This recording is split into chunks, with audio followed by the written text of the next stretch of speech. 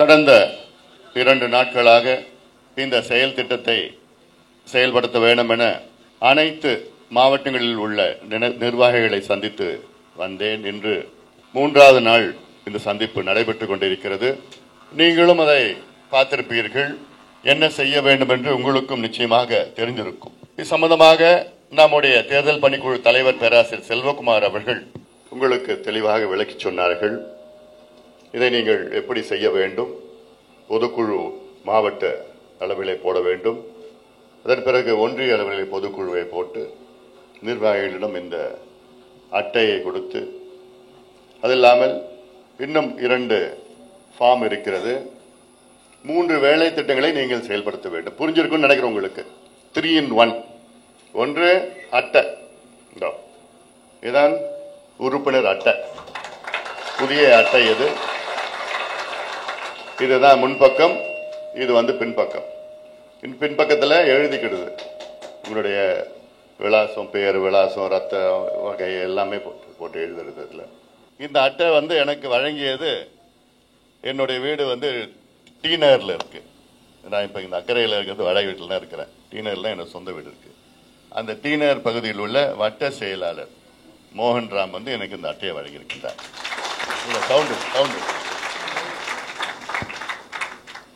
ஏன்னா அவர் பகுதியில் தான் நான் இருக்கிறேன். அவர் தான் எனக்கு கொடுக்கணும். எவ்வளோ பதவி இருந்தாலும் சரி, அங்கே ஒன்றிய கிளை செயலாளரோ இல்லை வட்ட செயலாளரோ அங்கே இருக்கிற பகுதி செயலாளரோ அவர் தான் இந்த அட்டையை உங்களுக்கும் கொடுக்கணும்.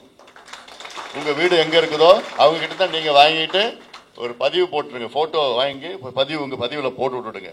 நானும் அட்டை வாங்கிட்டேன், புதிய அட்டையை வாங்கிட்டேன்னு சொல்லிட்டு போடுங்க. அதில் அந்த வகையில் இந்த அட்டை கொடுக்கறது.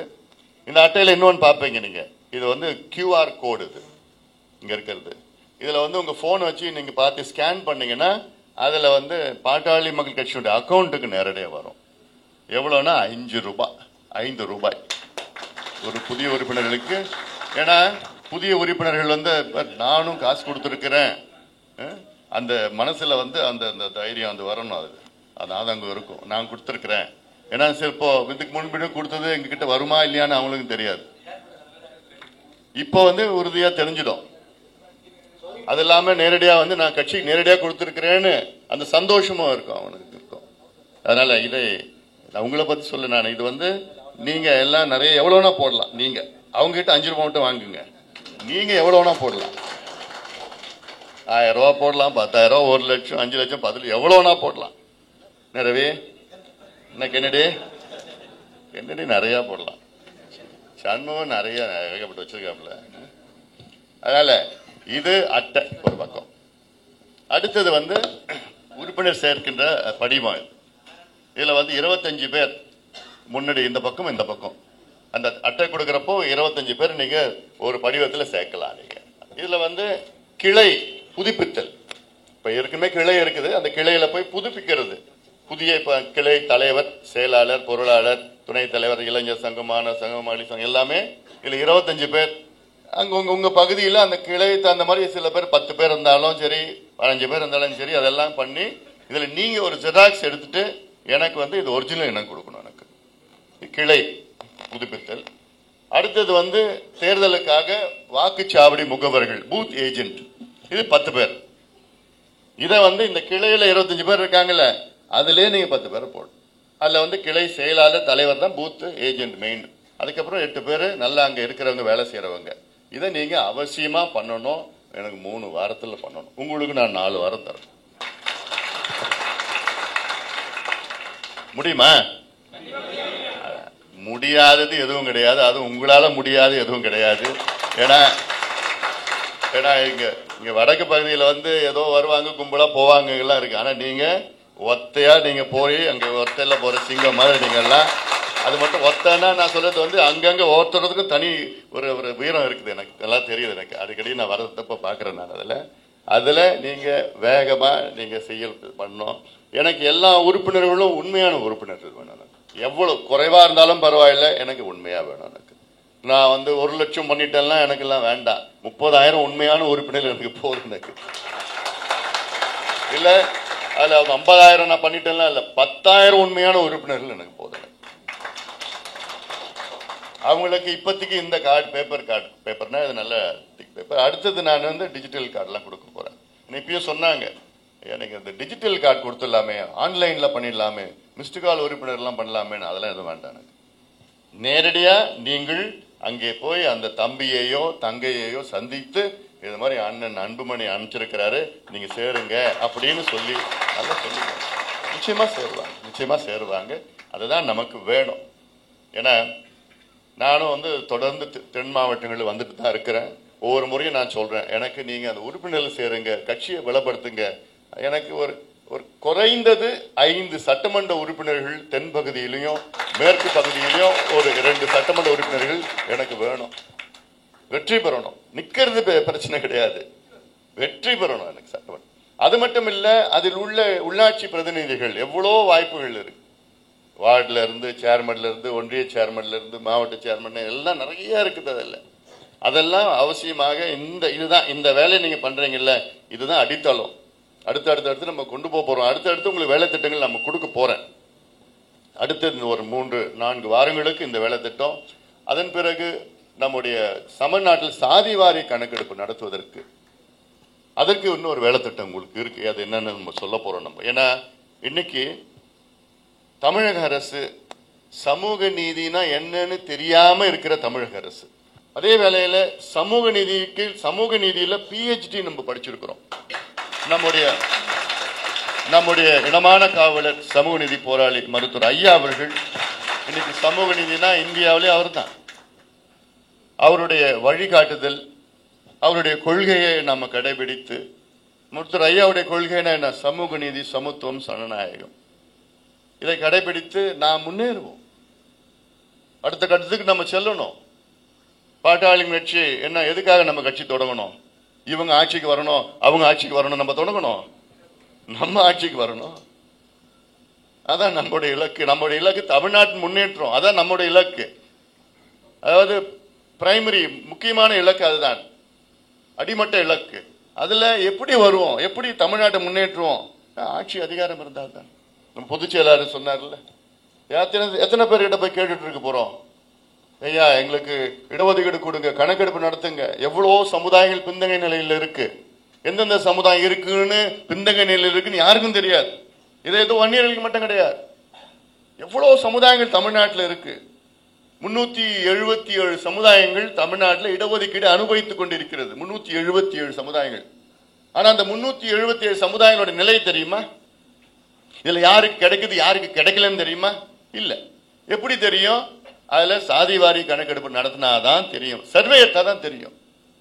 மத்திய அரசு செய்கிற சென்சஸ் கூட தெரியாது. அதுல தமிழ்நாட்டில் செய்கின்ற சர்வேல தான் எந்த சமுதாயத்துக்கு கிடைக்கல, எது கிடைக்குதுன்னு நமக்கு தெரியும். இதெல்லாம் நம்ம செயல்படுத்த போறோம். நம்ம அதுக்கு தான் அது ஒரு திட்டம் இருக்குது. அதன் பிறகு இன்னொன்று, நம்முடைய தமிழக மக்களுடைய உரிமைகளை மீட்டெடுக்கின்ற ஒரு பயணம், ஒரு நடைபயணத்தை நான் மேற்கொள்ள இருக்கிறேன். நானும் எல்லா பகுதியிலும் நான் வரப்போறேன். தமிழ்நாட்டில் எல்லா பகுதியிலும் வரப்போறேன். நான் எல்லாம் நம்ம முக்கியமான கோரிக்கைகள்லாம் வலியுறுத்தி மக்களுடைய விழிப்புணர்வு ஏற்படுத்தி வரப்போறோம். நான் இதெல்லாம் நிறைய அடுத்து நம்ம பார்க்க போறோம். நம்ம செயல் திட்டம் நாம் போனோம். ஆனால் எல்லாத்தோட அடித்தளம் எது? அடுத்த 3 வாரத்தில் நீங்க செய்யறது தான் உறுப்பினர் சேர்க்கறது தான் அது அடித்தளம். ஏன்னா நம்ம வருகின்ற 2026 தமிழ்நாட்டில் கூட்டணி ஆட்சி நடக்கும். பாட்டாளி கட்சி அங்கமா இருக்கின்ற கூட்டணி ஆட்சி நடக்கும் தமிழ்நாட்டில். அதன் பிறகு அடுத்த கட்டத்தில் நம்ம ஆட்சி. அதான் இவங்க கிட்ட போய் கேட்டுட்டு, இவங்க கிட்ட போயிட்டு இந்த கணக்கெடுப்பு நடத்துங்க, இடஒதுக்கீடு பண்ணுங்க, இந்த மின்னீர் திட்டங்களை கொடுங்க, தடுப்பணைகளை கட்டுங்க. இதுதான் அடித்தளம். தடுப்பணைகளை கட்டுங்கயா. மழை இன்னும் கொஞ்ச நாள்ல வராது. இப்ப ஏதோ கொஞ்சம் பேஞ்சிட்டு இருக்குது. காலநிலை மாற்றம், பருவநிலை மாற்றத்தினால இன்னைக்கு இப்ப கொஞ்சம் இன்னொரு 2-3 வருஷம் 5 ஆண்டுகள் மழை பெய்யும். அதன் பிறகு மிகப்பெரிய வறட்சி தான் வரப்போகுது. ஆத்துல போற தண்ணியை தடுத்து நிறுத்துங்கன்னு சொன்னா அது கேட்க மாட்டாங்க. ஏன்? மணல் கொள்ளையை அடிக்க முடியாது. இப்படி எல்லாம் ஆட்சி நடத்துறாங்க. மணல் எடுக்க முடியாதான், அதனால தடுப்பணை கட்ட மாட்டோமா? அப்போ ஒன்னொன்னும் இவங்க கிட்ட கேட்டு அதுல நம்ம அந்த இடத்துல இருந்துட்டோம்னு வச்சுக்க. எனக்கு மட்டும் அதிகாரம் இருந்ததுன்னா தமிழ்நாட்டில் தாமிரபரணியில ஒவ்வொரு 10 கிலோமீட்டர் தடுப்பணை, வைகை ஆத்துல ஒவ்வொரு 10 கிலோமீட்டர் தடுப்பணை, காவேரியிலையும் பாலாத்திலையும் தென்பெண்ணையிலையும் பெரிய பெரிய ஆத்துல ஒவ்வொரு 10 கிலோமீட்டர் தடுப்பணை.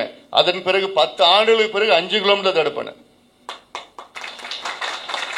இதை செய்தால்தான் நிச்சயமாக இந்த நீர் மேலாண்மைக்கு ஓரளவுக்கு ஒரு விடிவு வரும். இன்னும் இவ்வளவு திட்டங்கள் இருக்கு, நமக்கு தெரியுது, செயல்படுத்த முடியல. அவங்களுக்கு தெரியல, செயல்படுத்த இடத்துல இருக்கிறாங்க.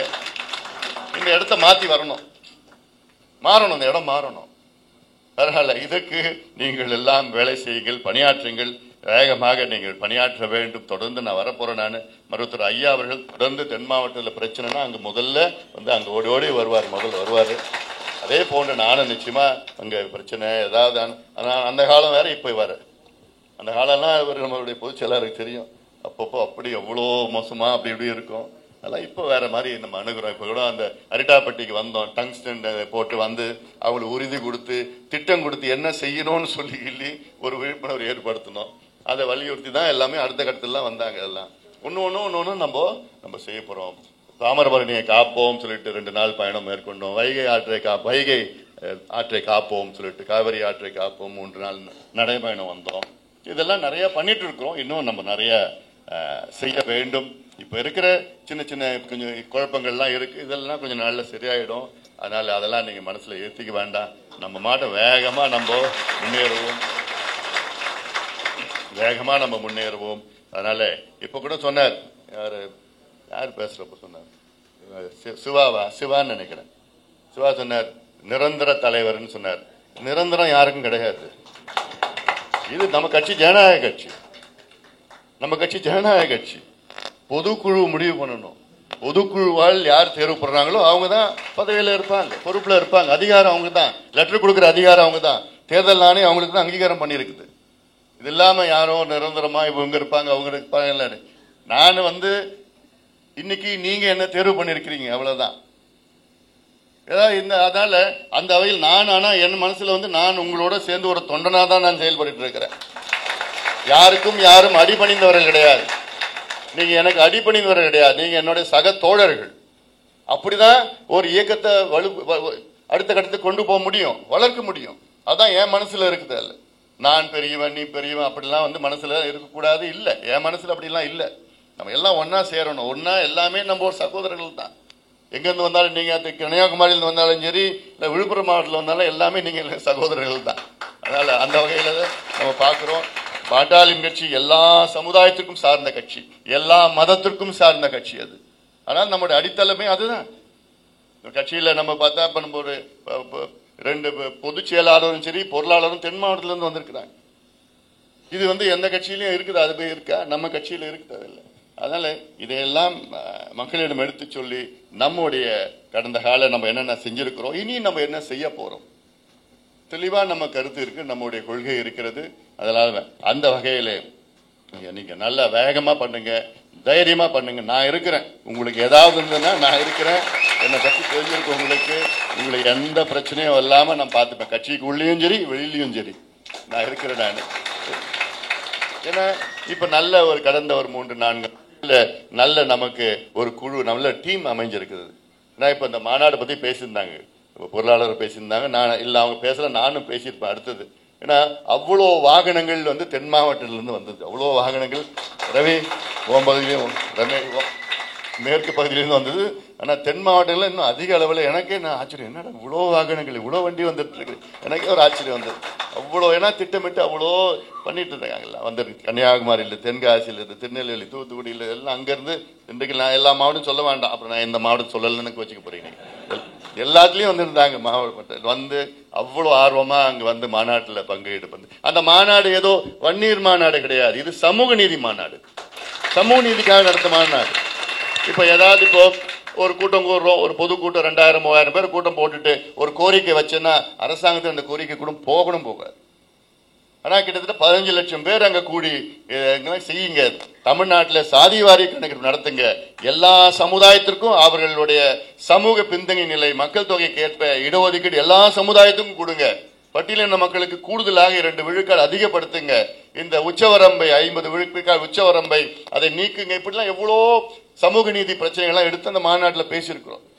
இவ்வளவு பேசியும் தமிழ்நாடு அரசு வந்து செவிடா இருக்கு, அதாவது காது காது கேட்கல, அவனுக்கு கண்ணு பார்வை தெரியல, அந்த அளவுக்கு இருக்கு தமிழக அரசும். அது தெரிஞ்சும் வேணுமே, அதாவது தூங்குறவங்களை வந்து எழுப்பலாம், தூங்குறமா நடிக்கணும், எழுப்ப முடியாது.